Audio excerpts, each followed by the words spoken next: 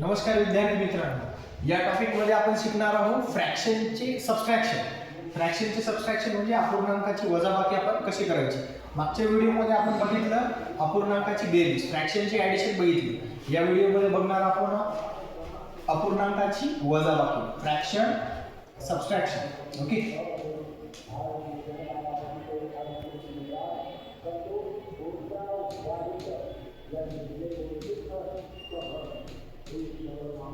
Okay. For example directly example घेतो. For example आहे 4/3 minus 2/3. Okay, तर पहिले एक्झाम्पल याच्यासाठी घेतलं ज्यावेळेस काय असते आपला डिनॉमिनेटर काय असते इक्वल असतो. म्हणजे ज्यावेळेस छेद डिनॉमिनेटर काय असते इक्वल असते तर डिनॉमिनेटर आपण एका जागी घेणार.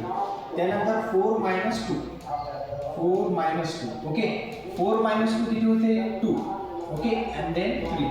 ओके, आता हे काय झालं डिनॉमिनेटर इक्वल असल्यावर ज्यावेळेस काय असतं डिनॉमिनेटर इक्वल नसते त्यावेळेस जसं की 9/3 आहे सबट्रॅक्ट 1/3 आहे. सॉरी, डिनॉमिनेटर अनइक्वल म्हटलं इथं तर 4.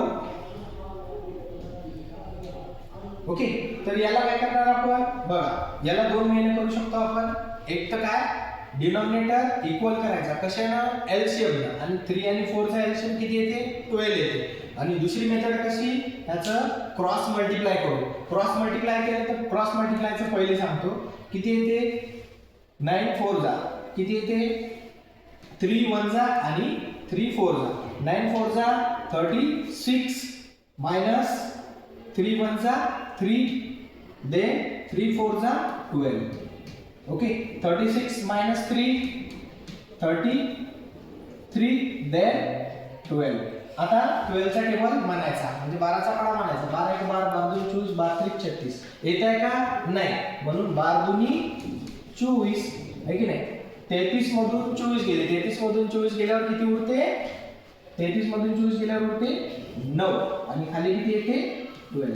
ओके, अजून याला डिवाइड होऊ शकते 9 ला आणि 12 ला एकाच नंबरनं डिवाइड होते. ओके, किती होते 3 ला म्हणजे इथं 2 3 3 जा आणि 3 4 जा. Okay, this is your answer. आता ह्याच एक्झाम्पलला मी काय सांगतो आपण काय केलं याला क्रॉस मल्टिप्लाय करून सांगितलं. आता याचा एलसीएम घेऊन सांगतो. एलसीएम कितीचा 3 आणि 4 चा.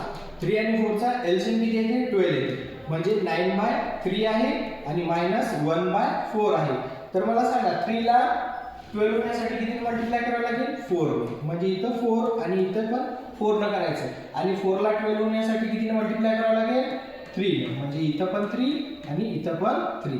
मग आता ह्याचा आन्सर काय येते 9 4 जा 36 देन 3 1 जा 3 मायनस देन खाली काय येते 4 3 जा 12 4 3 जा 12. ओके, त्यानंतर इथं पण ते स्टेप किती येते इथं 33 डिवाइड बाय 12 परत 12 चा टेबल किती 12 1 12 12 2 24 12 3 36 किती 12 2 24.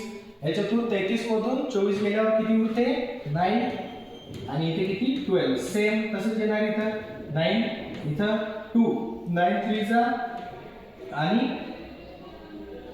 परत इथे किती 3 4 जा. Okay, as it is. त्यानंतर आपण नेक्स्ट व्हिडिओमध्ये पाहू आपण फ्रॅक्शनचं मल्टिप्लिकेशन. तोपर्यंत